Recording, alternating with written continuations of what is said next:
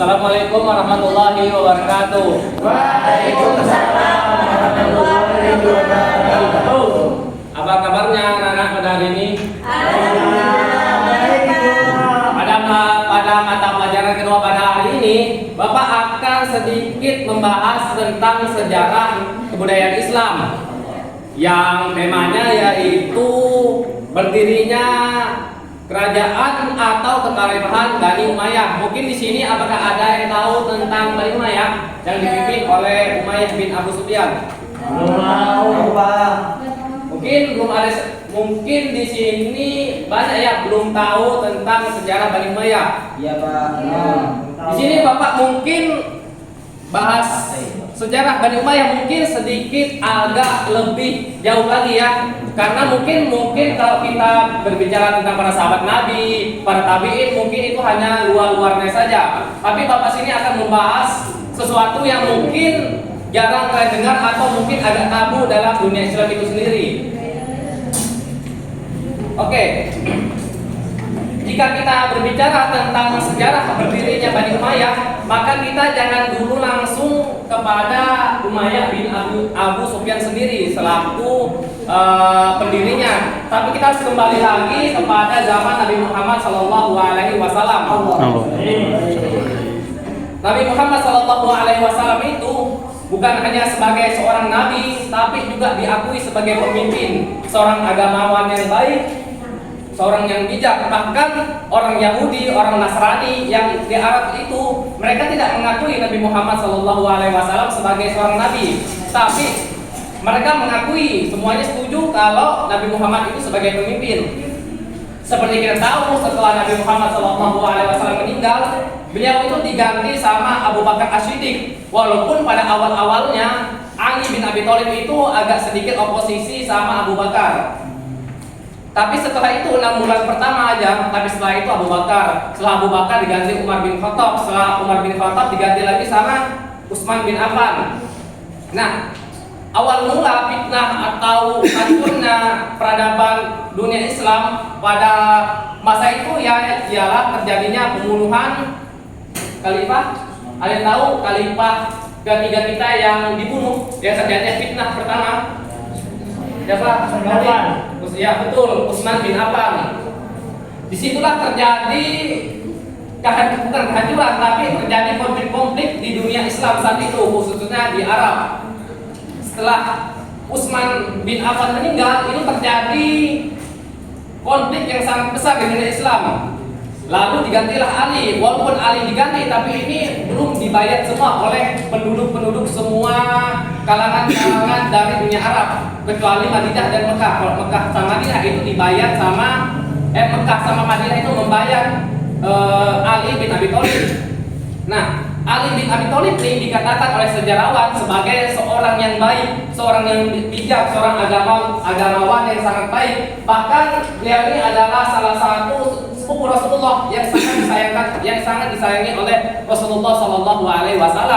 Tapi dikatakan juga oleh sejarawan, Ali bin Abi Thalib ini seorang yang baik, tapi bukan seorang politikus atau pemimpin jajaran yang sangat baik. Sedangkan seorang pemimpin yang baik itu harus mengerti tata cara kerja di politik maupun di sosialnya secara langsung. Karena Ali ini bukan seorang politikus yang baik, jadi banyak orang-orang yang di bawahnya ini, orang-orang Islam yang dikatakannya sebagai Islam aja, banyak membisikkan Ali, membisik-bisik atau mengomong-ngomong Ali, minta jabatan, minta ini, minta itu. Khususnya yaitu Umayyah bin Abu Sufyan. Mungkin kalau kita tahu Umayyah bin Abu Sufyan, beliau itu adalah salah satu sahabat Nabi, yaitu anak dari, ada yang tahu? Anak dari siapa Umayyah bin Abu Sufyan? Ya, Umayyah bin Abu Sufyan itu anak-anaknya dari betul, Abu Sufyan. Abu Sufyan bin Harb. Itu juga salah satu sahabat Nabi. Nah, Umayyah bin Abu Sufyan ini ketika Ali menjadi seorang khalifah walaupun tidak resmi, Umayyah ini mau juga menjadi seorang pemimpin. Jadinya ada dualisme tentang kepemimpinan di dunia Islam saat itu. Umayyah di Syam, dan Ali yang berpindah dari Madinah ke Kufah menjadi seorang pemimpin juga. Jadi ada terjadi bentrokan antara dua pemimpin ini. Terjadilah bentrok yang sangat panjang sampai terjadinya perang Jamal, perang Siffin yang membunuh banyak para sahabat, yang membunuh banyak penghafal Al-Quran. Sampai titik itu terjadilah persetujuan. Jadinya ada dua pemimpin saat itu, ada Umayyah di mana? Umayyah di Syam dan Ali bin Abi Thalib di Kufah. Nah, setelah terjadi dua kubu ini, ada lagi satu kubu yang ada satu lagi kubu yang muncul, bukan pihak Islam, bukan pihak Ali, bukan juga pihak Umayyah, tapi pihak Khawarij. Khawarij itu suatu golongan yang bukan suatu golongan yang membenci Islam, bukan membenci ini, membenci itu, semuanya dibenci, pokoknya mau menghancurkan Islam dari dalam. Jadinya mereka merencanakan pembunuhan terhadap Umayyah dan Ali bin Abi Thalib.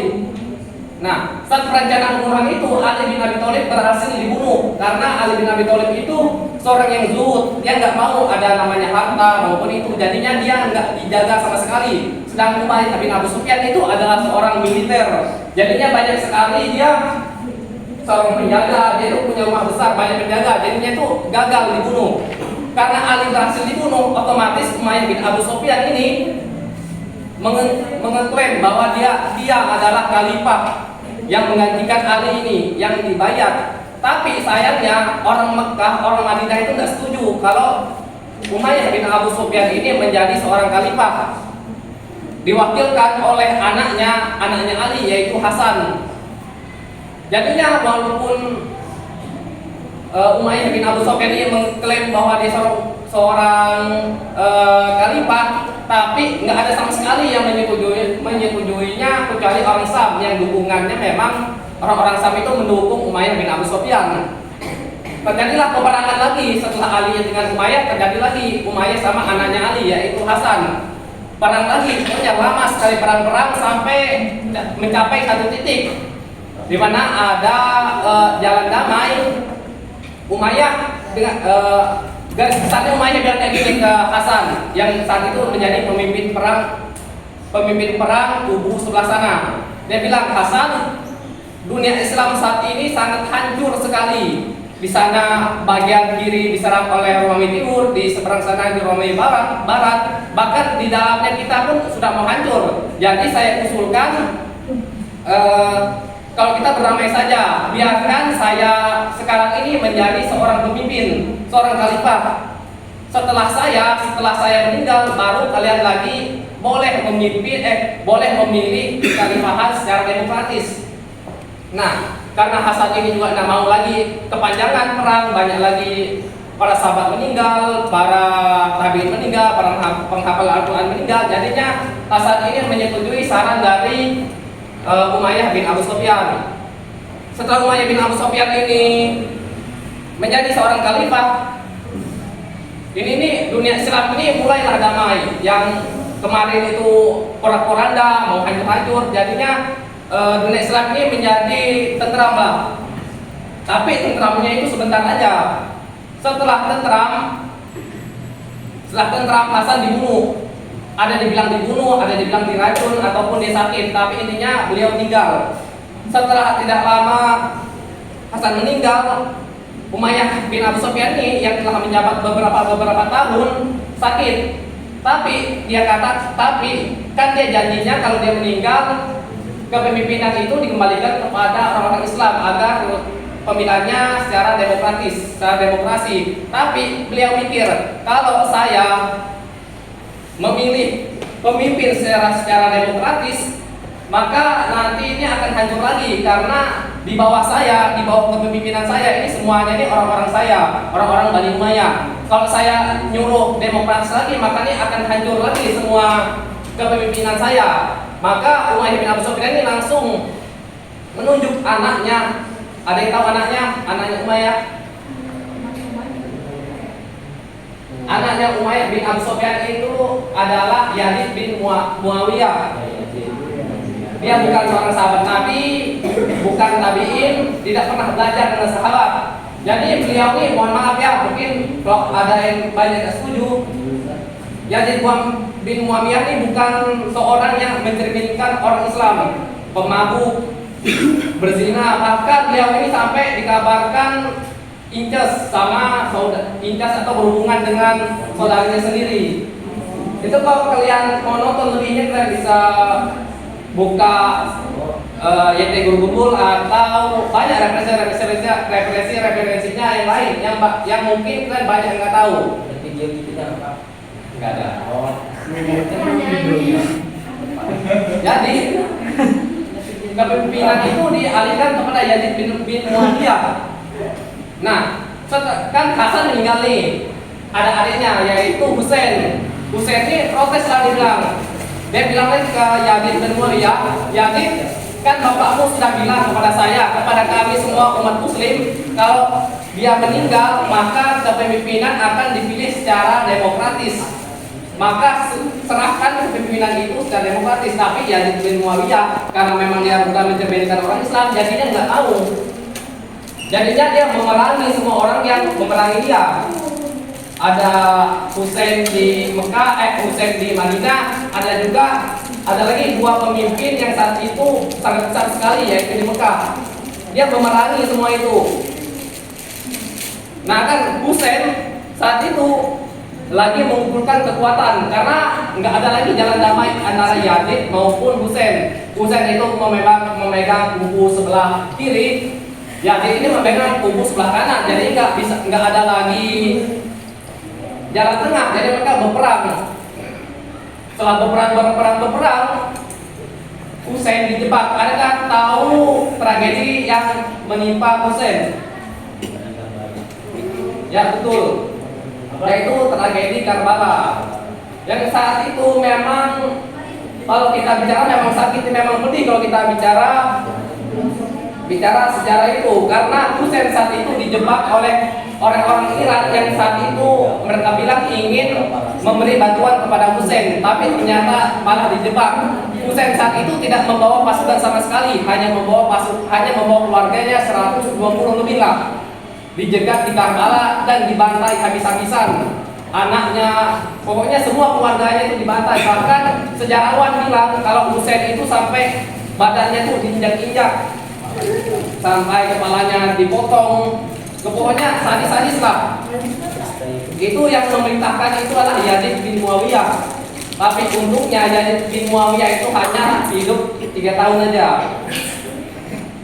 Hanya hidup 3 tahun dan meninggal. Tapi walaupun Yazid itu hidupnya 3 tahun, tapi itu tuh hancur berantakan dunia Islam saat itu. Husain dan keluarganya dibunuh, Madinah tuh hancur. Sampai tercatat 90 sahabat Nabi yang ahli Badar. Pokoknya sahabat-sahabat Nabi yang dekat itu dibunuh di Madinah. Bahkan kuburan Nabi itu sampai tergenang darah para sahabat. Dan Mekah juga diserang juga sama Yazid bin Muawiyah sampai pojok-pojok Ka'bah itu hancur dibuat oleh Yazid bin Muawiyah. Karena itulah Yazid bin Muawiyah ini yang kekhalifahan Bani Umayyah ini sampai dicap sebagai khalifah yang tidak resmi dalam dunia Islam. Oke. Apakah semua sudah bisa menyimak sedikit apa yang Bapak sampaikan? Mungkin masih sebenarnya masih banyak yang Bapak ingin sampaikan, tapi karena waktu yang terbatas, jadi kita mungkin akan melanjutkan pembahasan ini di pertemuan minggu depan.